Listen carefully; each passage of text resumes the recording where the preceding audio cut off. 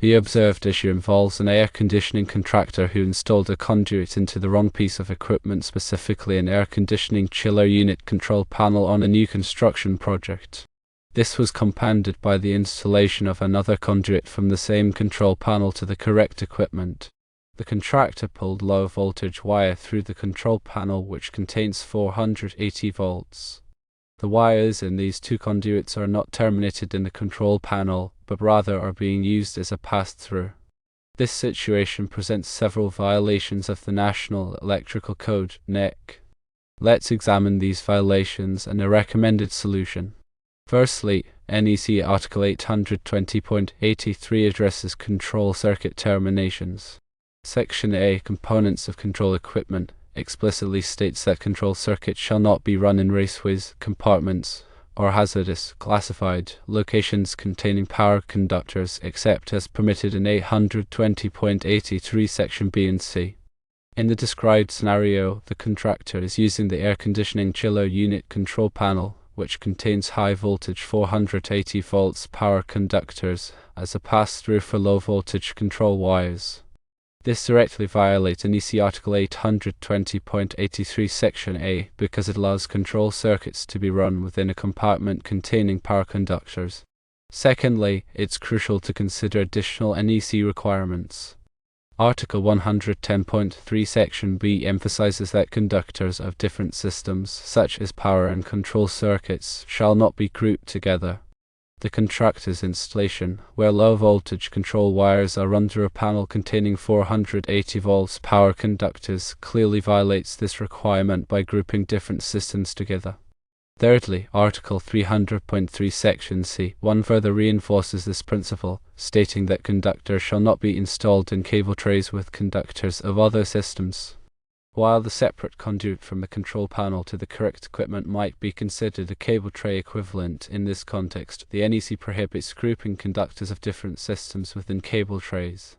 Lastly, Article 725.48 Section A specifies that control equipment shall not be installed within a compartment containing high voltage equipment. The situation where the low voltage control wires are run through the high voltage 480 volts control panel is a direct violation of this requirement, as it places control equipment, in this case, the control wires, within a compartment containing high voltage equipment. To summarize, the contractor's actions violate multiple NEC articles. Firstly, Article 820.83 Section A. Secondly, Article 110.3 Section B. Thirdly, Article 300.3 Section C(1). And fourthly, Article 725.48 Section A. The primary issue is the mixing of low voltage control circuits with high voltage 480 volts power conductors within the same enclosure and raceway, contrary to NEC regulations designed to ensure safety and prevent potential hazards. A recommended solution involves removing the control wires from the control panel and installing them in a separate, non-metallic conduit that runs directly to the correct equipment.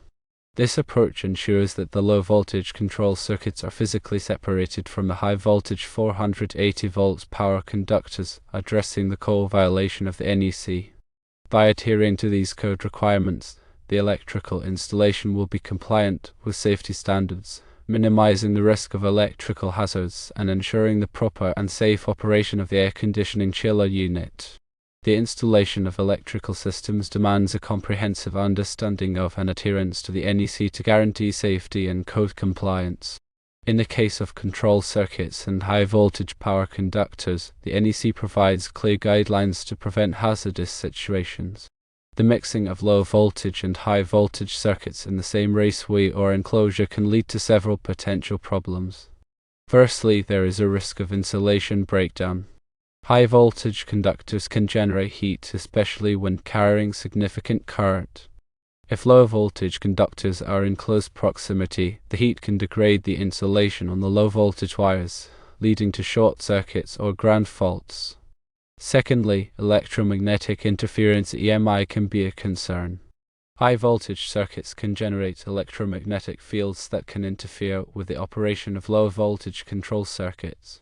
This interference can cause erratic behavior, malfunction, or complete failure of the control system. Thirdly, safety hazards can arise.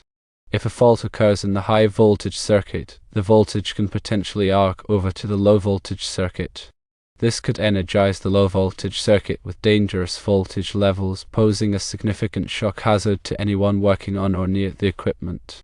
Therefore, it's crucial to maintain physical separation between low voltage and high voltage circuits. This can be achieved by using separate raceways, conduits, or enclosures for each type of circuit. When separation is not feasible, it is recommended to use shielded cables for the low voltage circuits to minimize EMI and provide additional insulation. Grounding is also essential. Proper grounding ensures that fault currents have a safe path to ground, reducing the risk of electric shock and equipment damage. All metallic enclosures, raceways, and equipment should be properly grounded according to NEC requirements. Additionally, overcurrent protection is critical. Both the high voltage and low voltage circuits should be protected by appropriate overcurrent devices such as circuit breakers or fuses. These devices will interrupt the circuit in the event of a fault, preventing damage to equipment and reducing the risk of electrical hazards. Furthermore, labeling is essential. Clearly label all circuits, raceways, and enclosures to indicate the voltage levels and types of circuits they contain. This helps prevent accidental contact with high voltage circuits and ensures that workers are aware of the potential hazards. In the specific scenario involving the air conditioning chiller unit control panel, the contractor's actions of using the panel as a pass-through for low voltage control wires alongside high voltage conductors is a clear violation of the NEC. The recommended solution involves removing the control wires from the control panel and installing them in a separate, non-metallic conduit that runs directly to the correct equipment. This approach ensures that the low voltage control circuits are physically separated from the high voltage power conductors, addressing the core violation of the NEC. In addition to the specific violations and recommended solution, there are several other important considerations for electrical installations in similar settings. Firstly, ensure proper training and qualifications. Electrical work should only be performed by qualified and trained personnel who are familiar with the NEC and other relevant safety standards. Secondly, conduct regular inspections. Regular inspections should be conducted to identify any potential hazards or code violations. Any issues should be addressed promptly to prevent accidents and ensure continued compliance. Thirdly, follow manufacturer's instructions. Always follow the manufacturer's instructions for installation, operation, and maintenance of electrical equipment. This helps ensure that the equipment is used safely and effectively. Fourthly, use appropriate personal protective equipment (PPE). Always use appropriate personal protective equipment such as gloves, eye protection, and insulated tools when working on or near electrical equipment. This helps protect against electric shock and other hazards. Fifthly, de-energize equipment before working on it. Whenever possible, de-energize electrical equipment before working on it. This reduces the risk of electric shock and other hazards. If it is not possible to de-energize the equipment, take extra precautions to avoid contact with energized parts. Sixthly, use lockout/tagout procedures. When de-energizing equipment, use lockout/tagout procedures to prevent accidental re-energization. This helps ensure that the equipment remains de-energized while work is being performed. Seventhly, maintain accurate documentation. Maintain accurate documentation of all electrical work, including wiring diagrams, equipment specifications, and inspection reports. This helps with troubleshooting and maintenance and ensures that the electrical system is properly documented. Eighthly, stay up to date with code changes. The NEC is updated regularly to reflect new technologies and safety practices. Stay up to date with the latest code changes to ensure that your electrical installations are compliant with current requirements.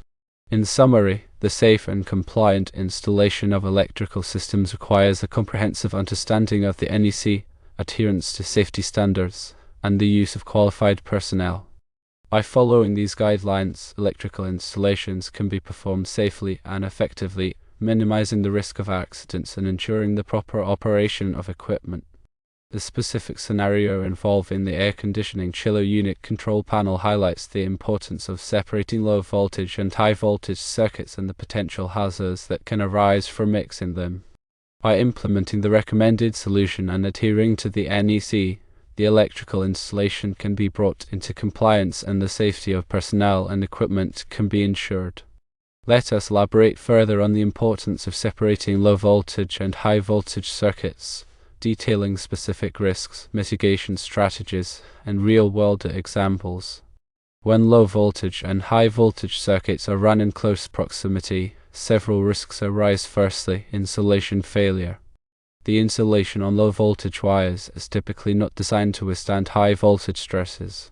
Proximity to high voltage conductors can cause the insulation to break down over time, leading to short circuits and ground faults. Secondly, induced voltage.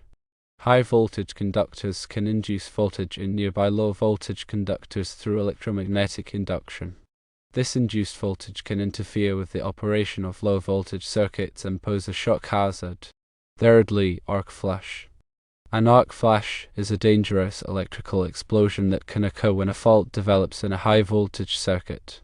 The intense heat and energy of an arc flash can cause severe burns, equipment damage, and even death. Running low voltage circuits near high voltage circuits increases the risk of arc flash incidents. Fourthly, electromagnetic interference.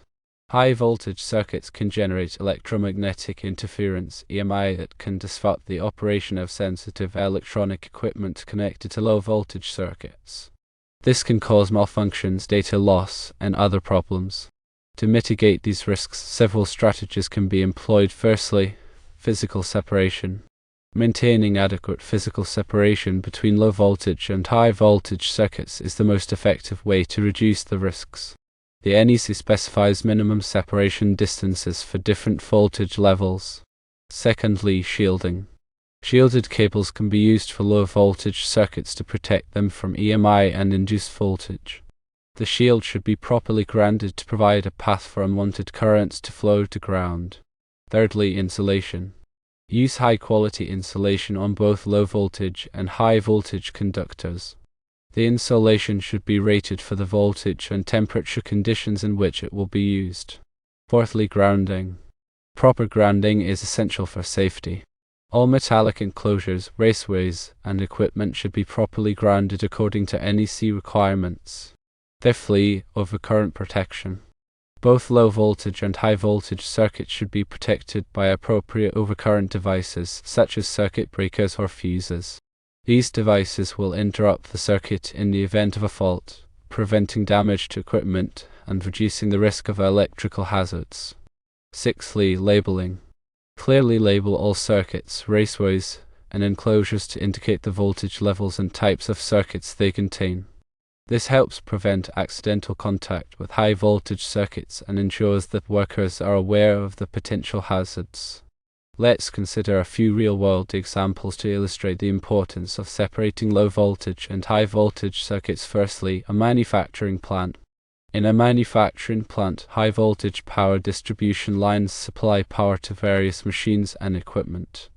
Low-voltage control circuits are used to control the operation of these machines.